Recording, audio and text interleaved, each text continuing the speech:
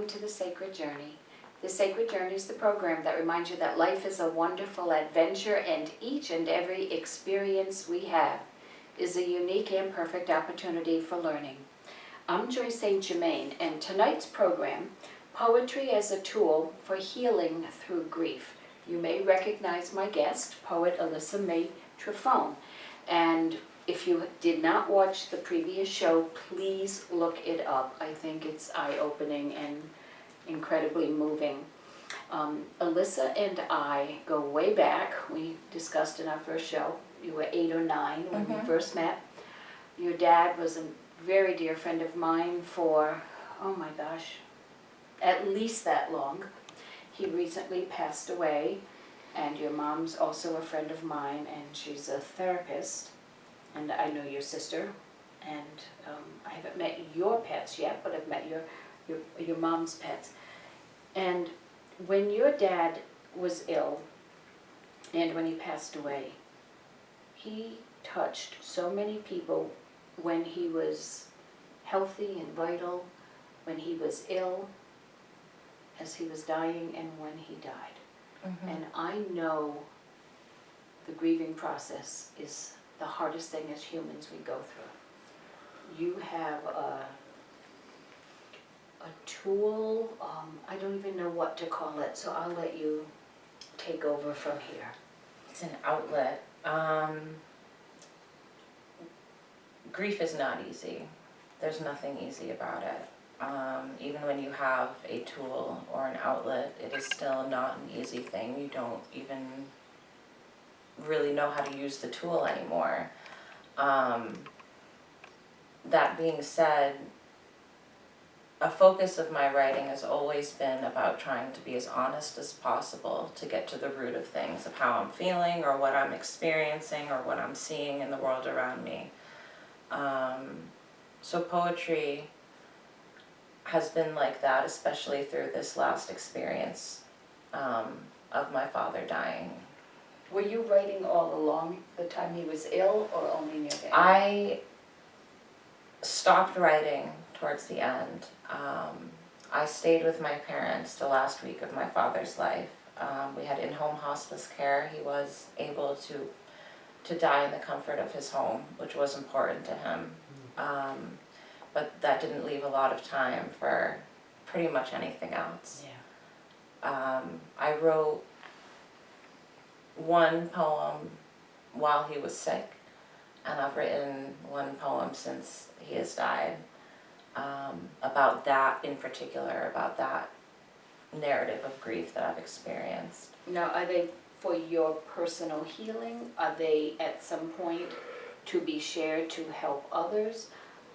Or don't you know yet?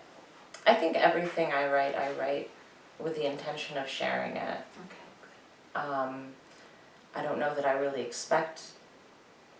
I don't know what I expect to come from it, but sharing it is certainly important for me. And in our last show, I kind of set up, I don't want to call it a challenge, that you begin teaching. You're so incredibly talented, and you didn't do it the easy way. You did it the hard way, and I can just see you being the catalyst for. Well, certainly. I mean, I would love to do that. I feel, as we spoke about a little in the last time, I feel I've learned the best by reading other poets, learning from other poets, to be able to share any of the knowledge or experience that I've gained would be certainly a blessing. We'll look forward to that.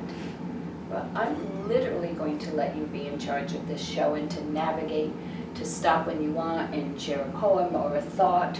I'll pipe in if I feel like I need to, but this is such a personal journey that you are in the midst of.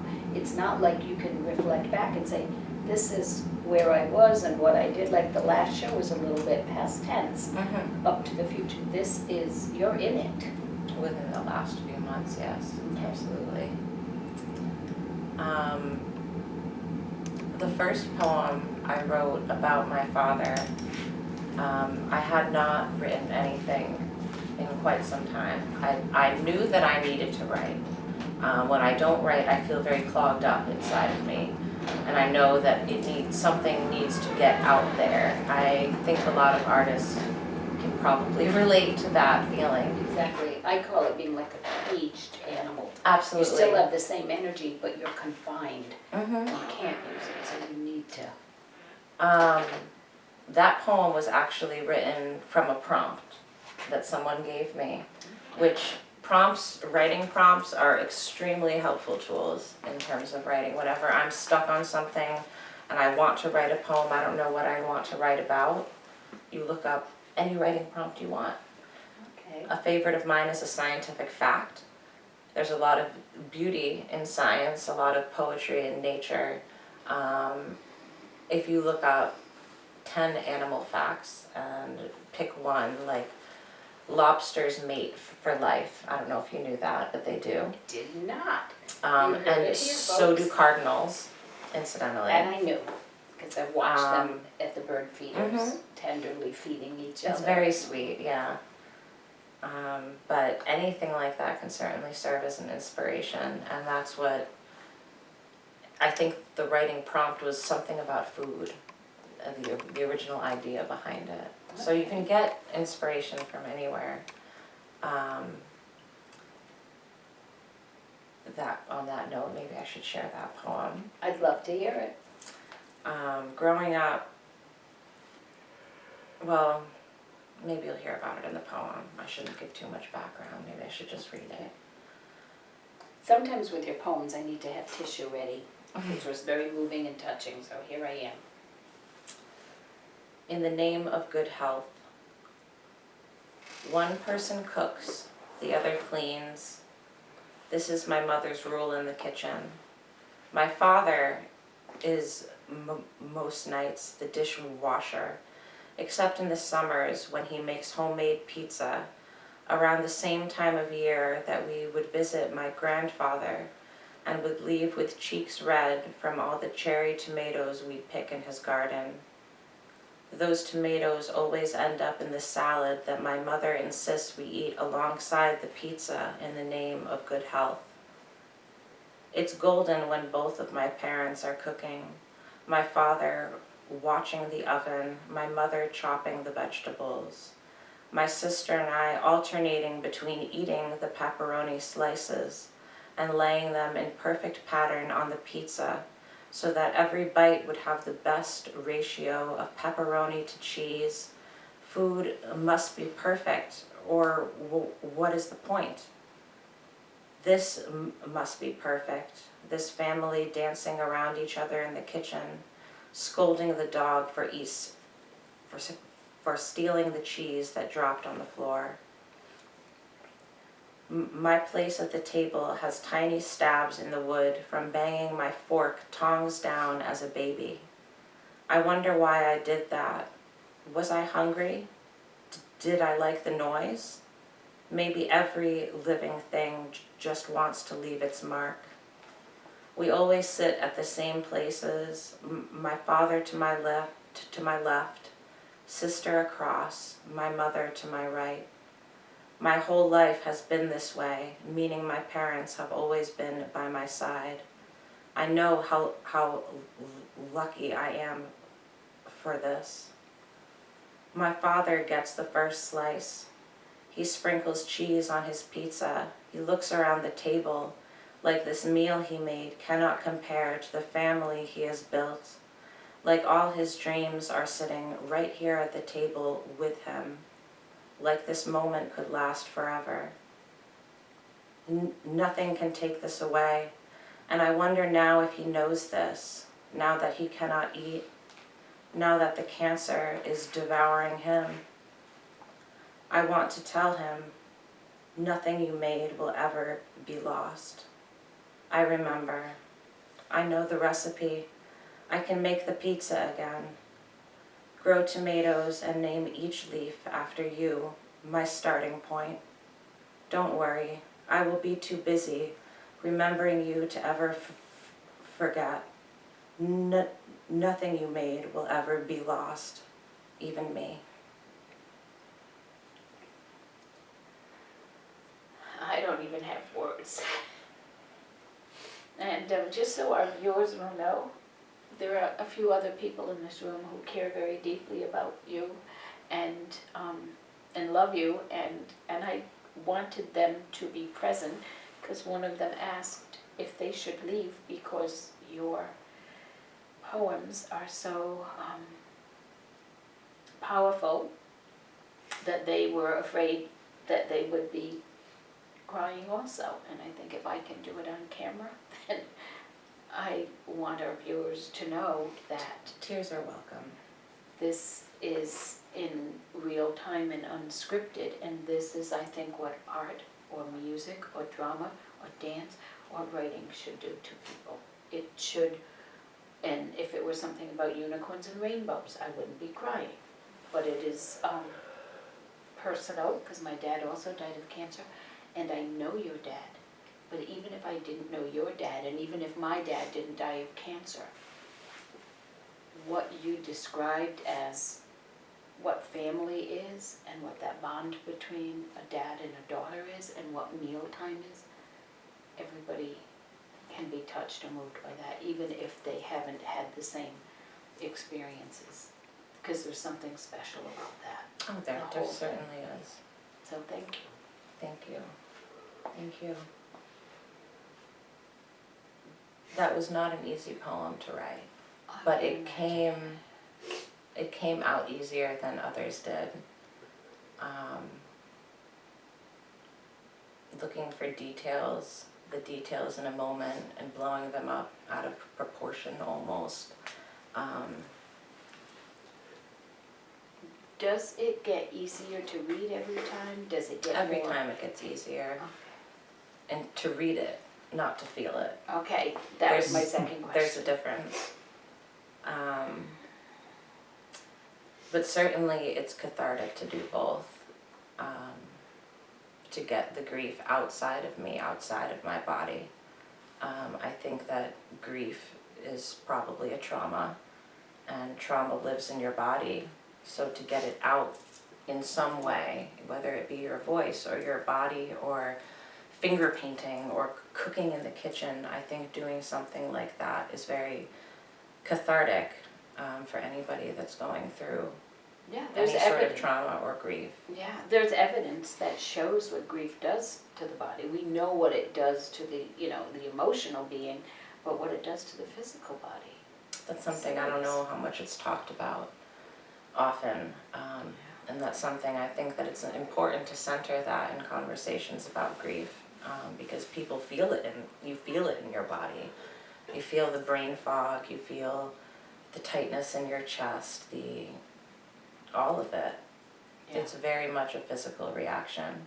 And your dad was so proud of you that throughout the years he would tell me when you had a poem you were sharing, when there was the poetry slam or the poetry, the last one, the online one, and knowing both of your parents, you grew up with adults that understood how important it was. Therapy was important. Your mom's a therapist. Mm-hmm. Your dad, an educator and a songwriter and a writer, mm-hmm. Authored 2 books, understanding how important expression is too, and education, all of it. So, and I know life isn't easy, and I know it definitely wasn't easy for you, but I'm so glad that you incarnated with the 2 humans that you did for parents. Having the support of my parents has been, it's my whole life. I certainly credit my mother and my father with, almost everything. They're wonderful people.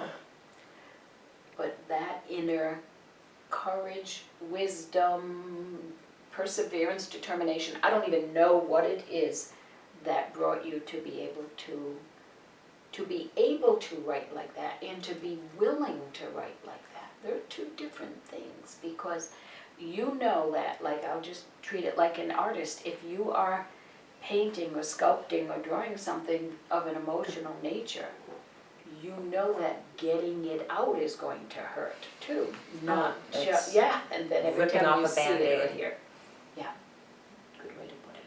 For sure. for sure. The second poem I've written for my father was after he had passed away. And the whole thing, the whole time that my father was sick was such a blur. It was so filled with so much activity. And I wanted to sit down and write about the experience I had of being a witness to my father's death. And how meaningful and important that was for me to be able to care for him in his last days. Certainly with the help of the wonderful hospice nurses, God bless them. They're anybody in palliative care, hospice nursing, I don't know how they do it. It's a remarkable field. It takes special people to do that. It certainly does. So I was reflecting on things that my father has taught me, and how we talked about finding a scientific fact as an inspiration. And, well, a conversation with my father when I was about 7 years old was the inspiration for this poem. Okay. And if we haven't said in this show, your dad was a science teacher. He was a biology teacher for very many years at the high school, yes. So I think part of that, I don't know, I was never very good at math or science, but maybe that's my tribute to my father now in my poetry of trying to get inspiration from science. So this one is called Blue. 1. I am 7. The air smells of your roses blooming in the backyard, of everything green and living. I look up at the sky, marveling at its effortless blue. I ask you, Daddy, why is the sky blue? You tell me about the particles and gases in the atmosphere and how they scatter the sunlight in all directions. Blue light travels as shorter, smaller waves and is scattered more than any other color. That's why we see the sky as blue, you say. I imagine indigo waves like the waves in the ocean, made of particles of sunlight crashing in the sky. The sea is blue and the sea is forever. Anything blue must belong to infinity. Maybe the sky goes on forever too. I know at least your knowledge is omniscient in the way all children know that their parents could be God. You always have an answer to all my questions, and even when I don't understand the answers, I know you aren't lying to me or telling me a story to make me be quiet. You just answer my curiosity with the truth. 2. There's a photograph of me holding you sometime in the last week of your life. You are made small by the cancer, this tiny, weak creature. Your skin is pale, almost translucent. I can see the blood in your veins, blue as the summer sky. My head is bent over you, my hair scattering the sunlight that is resting on your tender cheekbones. Your drawn mouth is so similar to your mother's in the days before she died. Your smile has faded deep into your chest by now. Your shirt is cut open in the back like a hospital gown so the nurses can check all the tubes running oxygen and painkillers into your body, into the places it hurts that no doctor could reach. The photograph does not show your exposed back, but I remember my hand on your bare shoulder, how surreal it was to feel my father like a child in my arms. 3. I stay with you and Mom all through the last week of your life, sleeping on the floor or the couch so I can hear you when you can't sleep, when you try to raise your fragile body up off the hospital beds that the nurses had set up in the living room of all places. 4. The overnight nurse calls my mother and I downstairs to witness your last breath at 5:15 in the morning. She tells us that it is unusual for you not to die at night when it is quiet, that most people wait for darkness to pass. Everything about your death was unusual. The painkillers stopped working. You fought to stay alive even as your body admitted that this was the end. Your throat, just hours before the end, gasping for air, woke me up. I stumbled downstairs to the cracked sound of your vocal cords trying to call out, but you could only moan, words lost somewhere between your lips and the sky. 5. My grandmother had told me that one's hearing is the last thing to go, so I whisper, "I love you, Daddy," as I watched your last exhale leave your open mouth and enter the morning light. 6. The hugeness of the sky holds nothing on my mother's atmospheric grace. Her eyes are splashing in puddles of grief, shining in resilient water. She looks at me and she starts breathing softer, draws a smile out from the well of her chest, offering it to me like it is all she has left. She whispers to me slow, "We walked him home." 7. I walk outside and sit on the cold front steps. In life, a person can reach many breaking points. The trick isn't avoiding the shattering, it's learning how to bend. My skin is tight, fingers tapping my thigh. I bend my heart backwards, look up at the sky, and there you are, amidst the sunlight particles, between the color waves, the turquoise light that scatters down faster and shorter than any other hue, coloring the sky a forever shade of blue.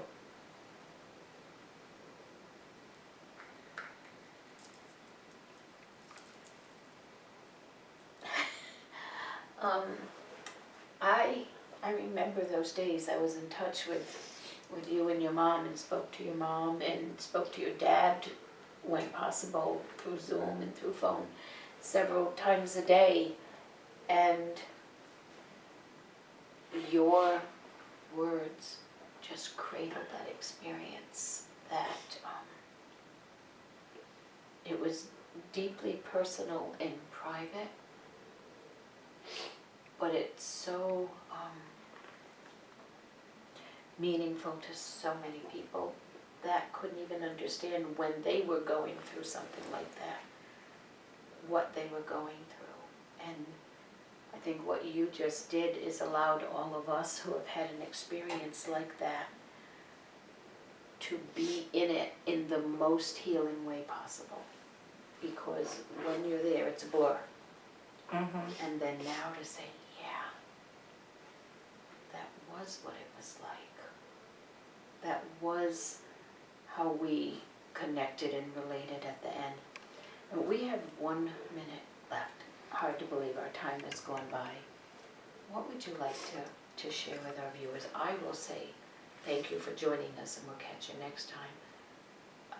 Your words will carry us out. I'd say to anyone that is going through the grieving process, through a trauma or loss, know that you're not alone, and the way out is through. Be as honest with yourself as you can the whole time.